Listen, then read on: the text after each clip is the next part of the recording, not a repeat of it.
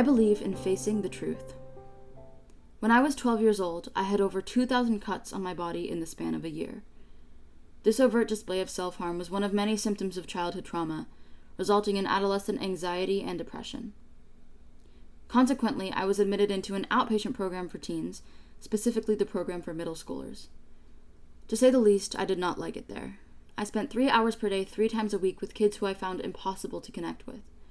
The adults were worse. I wasn't their favorite either. They didn't like what I had to say, and half the things I said or did were triggering in one way or another. As this continued, I didn't hesitate to challenge their methods, as they didn't make sense or align with the supposed goal of the program. How are we to heal if we're not allowed to talk about the things that really hurt us?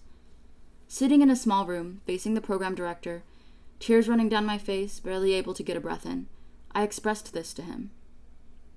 He dismissed me and told me to put this in a box on a shelf to deal with later. That day, he discharged me from the program, claiming that I wasn't a good fit. I then joined another program geared towards older teens, I being the youngest one there.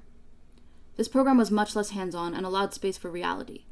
There, they taught us that no words are off limits, that we had to address our truth rather than put it in a box on a shelf.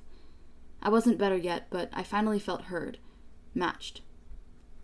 The truth is uncomfortable, and sometimes that's how it's supposed to be. I've had to fight for the truth, for my entire life as others try to challenge it.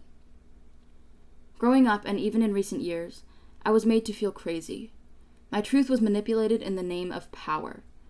Through all of the family disparity and abuse, I was forced to define my truth and stick to it. Family court will do everything that it can to control you, and it is far from an honest setting.